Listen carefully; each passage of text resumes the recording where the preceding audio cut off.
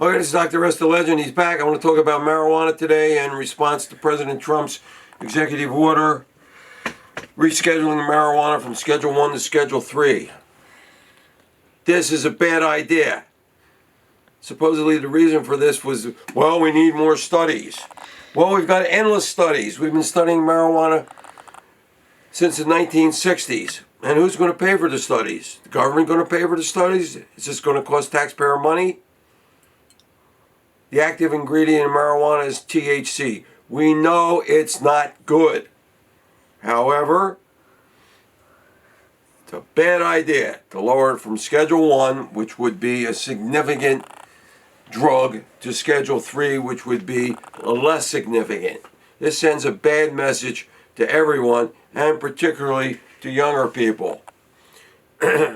We have a federal statute called 21 U.S.C. 812, which puts marijuana in Schedule 1. It's Schedule 1 C10, marijuana. It's a federal statute. As an attorney, my understanding is that only Congress can change this and not the president. So we'll see what happens if there's going to be appeals. Marijuana has no legitimate medical use. None. Zero. It's snake oil. It's harmful to the brain and lungs. This is all about the money. Money, money, money. People will do anything to make money. Right now, the marijuana industry makes approximately $34 billion a year. And if you lower it from Schedule 1 to Schedule 3, they're going to make more money. Right now, medical marijuana is available in 16 states, recreational marijuana in 25 states, and it's totally illegal in 9 states. Now in Europe, the Europeans think we're nuts, that we're obsessed with marijuana, and the number, my understanding is that we have 3 times as much use of marijuana in the United States as they have in Europe. There's only 4 of 44 countries in Europe that allow recreational marijuana, and there's only 12 out of 44 that have medical marijuana, and it's highly supervised. I have seen the personal negative effects of marijuana, having taught at the high school and university level. Students come in bleary-eyed and they go to sleep. And I know they're stoned. And I know they're stoned on marijuana. Sometimes it's difficult for me to wake them up. It's not like they're insomniacs. I know they're under the influence. Back in the 60s, tune in, turn on, drop out. That's what these students are doing. The media says tobacco is bad, but marijuana is crickets. They never say anything about it. This is about money. The state governments that legalize it make a lot of money. The dispensaries make money. The growers make money. They have stocks. Like on the stock exchange, they make money. The lobbyists make money. I think it might be already too late. The tobacco lobbyists now have become marijuana lobbyists. Oh, and by the way, the growers use weed killer in weed, and you're smoking weed killer. There's no product ingredients or inspection, no FDA regulation. You never are told of side effects, drug interactions. How can you have recreational and marijuana at the same time? This makes no sense. That's like going into the liquor store and buying liquor that's for recreational use, and then they put a label on it and they say, well, this is also for medical use. This is nuts. Most people get their marijuana, medical marijuana, from pot doctors. The good Lord didn't give us lungs to put in marijuana or the active ingredient THC. People will do all kinds of things that are self-destructive. What about studies on secondhand smoke that we had in tobacco? Crickets again. What about people that have significant respiratory allergies to marijuana smoke? Do we hear anything about that? Absolutely not. Go to New York City. See what the place smells like. It smells like skunks on the run. Everybody's stoned. In 2020, about 18% of Americans reported using marijuana at least once. Previous studies have found that marijuana is more likely than tobacco to be smoked unfiltered, and the smokers tend to inhale more smoke and hold it in their lungs longer. Bong smokes contain tiny pollutants that can linger indoors for up to 12 hours. That's a study published by JAMA. Another study found that bronchial thickness in 64% of marijuana smokers versus 42% of tobacco-only smokers. And that condition that leads to excess mucus buildup in 23% of marijuana smokers. It's worse for your lungs than even tobacco. And the American Lung Association says that. Legitimate medical studies show profound negative changes in the brain with marijuana use. The largest study with brain scans, they scanned 30,000 people, and the study showed a significant reduced blood flow to the brain in marijuana users. This is not good. Another study done in England measured the structural integrity of the corpus callosum in heavy marijuana users. The corpus callosum connects the left and right sides of the brain.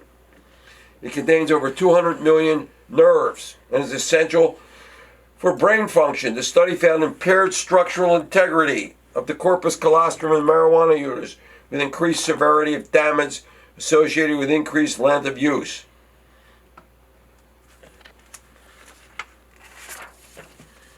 The idea that marijuana is not harmful is a myth, and therefore not true. This misconception is a big deal, especially given the high prevalence of marijuana use in the United States, with 30 million people reporting fairly regular use. This is 5 times the average in the rest of the world. The knowledge that a drug can be harmful is the strongest deterrent to its use by adolescents.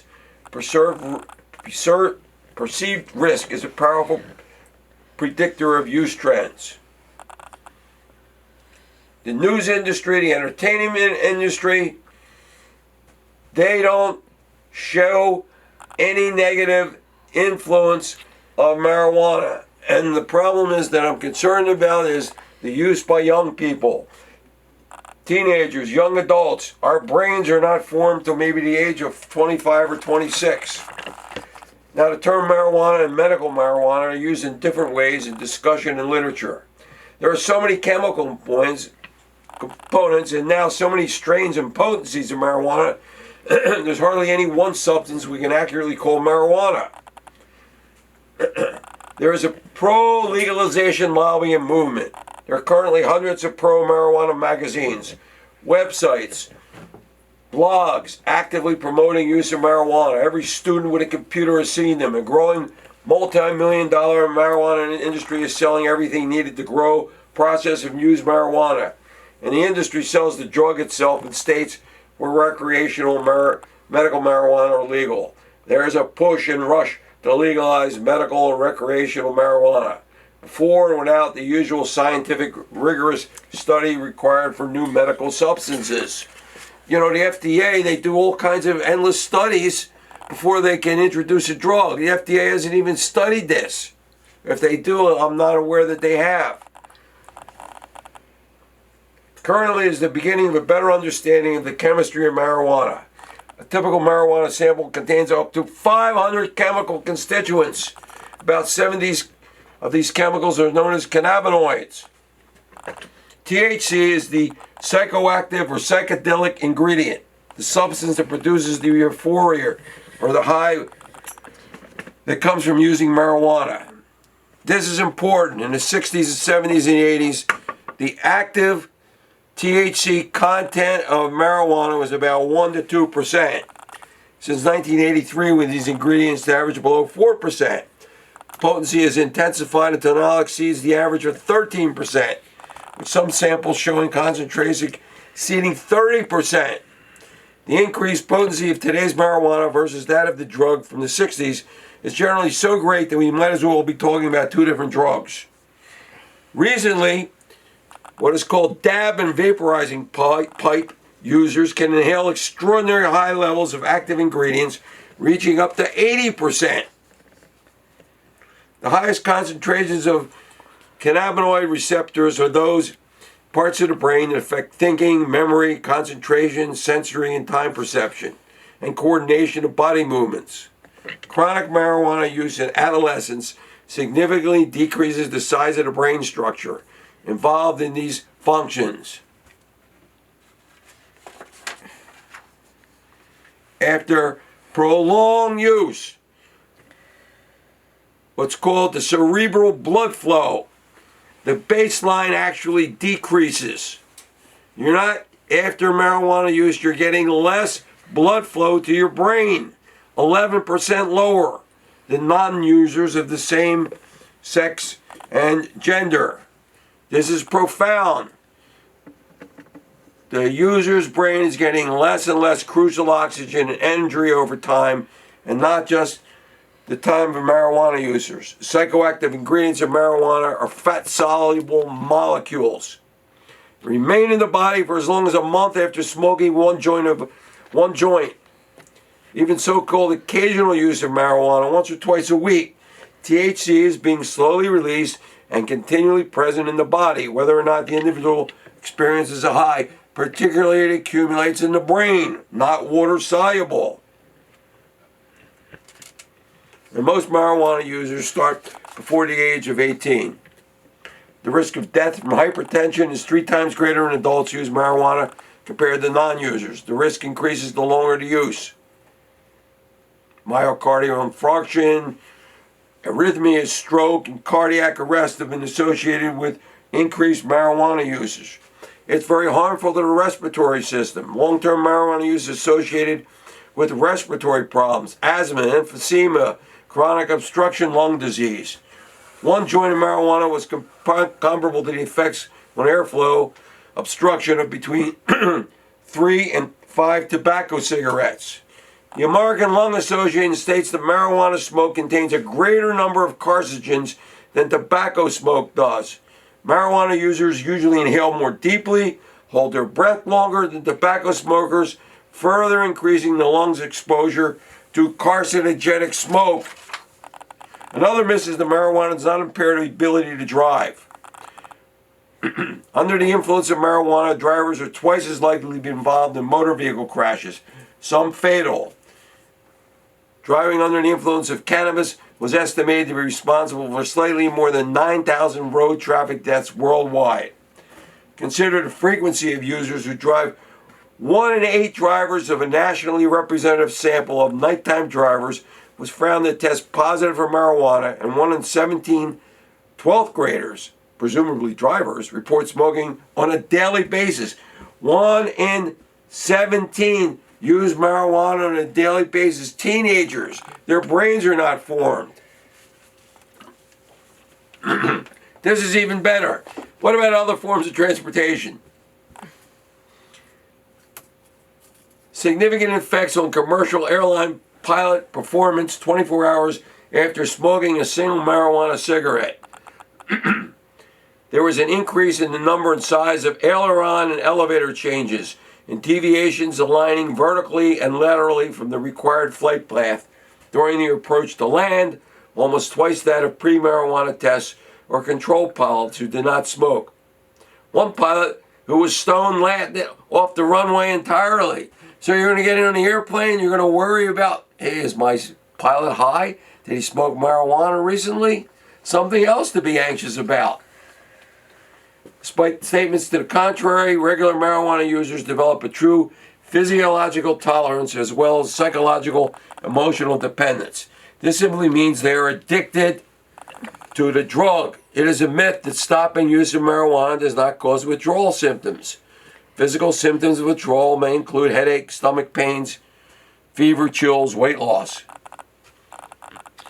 Symptoms of psychological emotional withdrawal are common in all users and include irritability, anger, aggression, nervousness, anxiety. The irony of smoking to help them sleep is a frequent reason people use marijuana. The miserable feelings generated during withdrawal often lead to relapse. Though no user thinks they or anyone else will become addicted, more people meet criteria for addiction to marijuana than any other drug. Marijuana addicts in the United States outnumber those addicted to prescription pain relievers, cocaine, tranquilizers, hallucinogens, heroin, fentanyl. There's a psychiatric disorder now. It's called CUD, cannabis use disorder. Psychiatrists and psychologists are treating loads of people for this. It's addicted. Why does marijuana get up so easy? Well, normally a drug that changes, compromises, and damages teenage brains and development, causes more frequent and sometimes fatal car accidents, and gets millions of people addicted, would be condemned in the press. But marijuana is often defended, even praised, and celebrated. Another huge factor in marijuana getting off easy in debate of its harm is that the marijuana lobby has done its job so well. People assume marijuana is harmless because that is all they listen to hear. In fact, the news and entertainment media portrays marijuana use as normal and makes source of humor, comedy in countless movies and television shows, never showing the negative effects. We're in danger of becoming desensitized and losing perspective regarding marijuana, forgetting that just 50 years ago, there was no widespread use. The pro-medical marijuana lobby sought public support as a reason in itself for legalizing medical marijuana. Yeah, the vast number of people, yeah, legalize it, make it available. But the public doesn't have the information because they're not given the information. If they had the information, maybe things would be different. Once medical marijuana laws are passed, most marijuana users avoid their personal physicians. Instead, they get their marijuana cards from doctors who specialize in marijuana evaluations and are almost always guaranteed to say yes to the request for marijuana. These are pot doctors, often advertised in some higher advertisement. In many states, a handful of doctors write most of the marijuana recommendations. In Montana, 10 doctors wrote 90% of the state's marijuana recommendations, with one alone writing 40%. Again, no FDA analysis, no listing of side effects, no listing of drug interactions, nothing. The medical marijuana system in the country has become an affront to the concept of safe and reliable medicine. Marijuana is a drug dealing, masquerading as a medical care. Again, it's drug dealing masquerading as medical care. Marijuana makes liars of us all. It teaches cynicism and dishonesty. It teaches children and young people that it's normal and acceptable. In George Orwell's book 1984, he coined the term newspeak, defined as deliberately ambiguous and contradictory language used to mislead and manipulate the public. He also defined doublethink as the thought marked by the acceptance of gross contradiction and falsehoods, especially when used as a technique of self-indoctrination. The term doublespeak combines the two terms and is defined as language is used to trick or deceive people. Simply using such language causes us to think the opposite of what is true. Medical marijuana is doublespeak. White is black, marijuana is harmless. Ignore smoke and the lungs. The media never mentions the damage to the lungs or brains. Total doublespeak. How the media covers medical marijuana clearly affects public opinion. They show sad, sentimental stories of a child with epilepsy whose parents are forced to bring her from her East Coast home to a Western state where she can receive medical marijuana treatments. It's a myth that countless people behind bars simply for smoking marijuana. It doesn't happen. What happens is they are dealing marijuana and they are arrested. And then they take a plea to reduce their sentence. And the plea says that they plead guilty to using marijuana. That's how people are misinterpreted as being in prison for marijuana use, when in fact they were dealing it and they took a plea.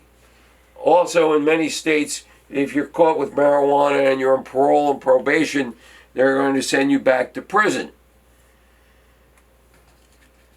So it's a myth that people get arrested just simply for marijuana use. Marijuana use compared to alcohol use is often portrayed as laid back and peaceful. However, as use and potency have increased, it's clear that many acts of violence are committed by individuals who once tested and are found to have marijuana in their system and report long histories of frequent marijuana use. Major studies report that marijuana users are often polysubstance abusers, using alcohol, cocaine, heroin, and fentanyl at the same time.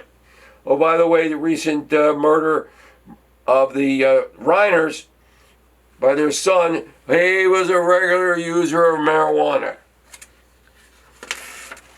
Do we really want a big marijuana to emerge and become like big tobacco, making lots of money from people's addictions and burdening society, perpetually increasing healthcare costs? Don't people remember that tobacco companies have manipulated and repressed scientific data, denied the lethal effects of smoking, and manipulated the level of nicotine in their products to ensure that users continue using and remain addicted? And they targeted their advertising at youth to replenish the supply of smokers, ensuring their profits. When I was in high school, every Friday the tobacco truck would come and throw out free cigarettes to the students, believe it or not. They want young people to use marijuana in the same way they want young people to use tobacco. No one really knows what would happen if we had widespread commercial marijuana legalization. We almost do, but the history of tobacco and alcohol regulation is hardly encouraging. Our two legal drugs are the biggest contributors to healthcare costs in the country. Now we're going to add a third one. Alcohol kills over 100,000 people a year, and tobacco several 100,000 a year, up to 500,000. So we're going to legalize marijuana. We're going to reduce it from Schedule 1 to Schedule 3, make it easier to get and used by everyone. All of this is a frightening implication. If we allow a legal industry to grow and sell marijuana, the resulting businesses will have a strong profit incentive to create and sustain frequent and abusive consumption patterns. They're going to increase the level of THC to get more and more people to use it. Go through withdrawal, and then they got to go back again. With a legal market comes an industry's product design, pricing, and advertising, developing to creating a need and as much addiction as possible. Huge profits loom in this area of free commercial speech in the United States. The marijuana lobby, they're going to make a fortune. They already make a fortune. If you reduce it from Schedule 1 to Schedule 3 for some ridiculous reason, then more people are going to use it and more money.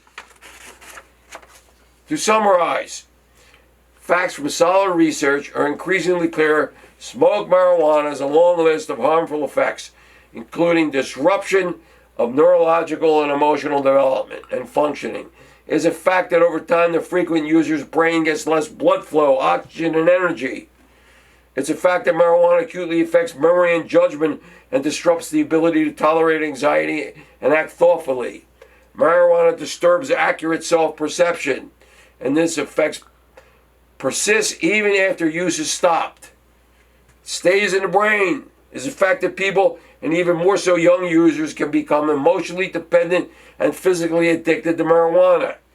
Increases in use and potency have been accompanied by emergence of several serious medical conditions, including heart disease and respiratory problems. And as a fact that in states that have legalized medical or recreational marijuana, there's been an increased use by teenagers.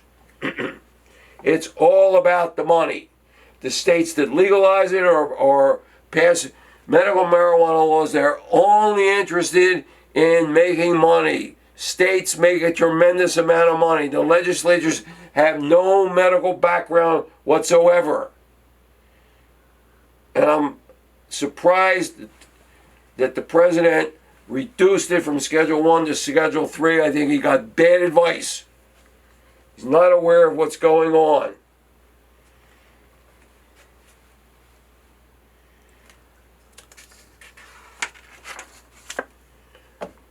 So,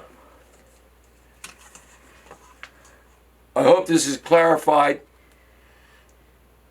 that the fact that this is not a harmful substance. That it is not a harmful substance. That affects people's brains. Creates secondhand smoke. A lot of people are addicted. They have negative effects of secondhand smoke and have respiratory problems not associated with marijuana use, just like tobacco use. We've gone through the whole tobacco thing. Now we're going through it again with marijuana and marijuana smoke and the active ingredient THC. All right, this is Dr. S, the Legend. This is called my podcast. It's Conversations with Dr. S, the Legend. And you can reach me at my email. And these paintings associated with the West and the rodeo and cowboys are available on this website. And this is Dr. S, the Legend, signing off.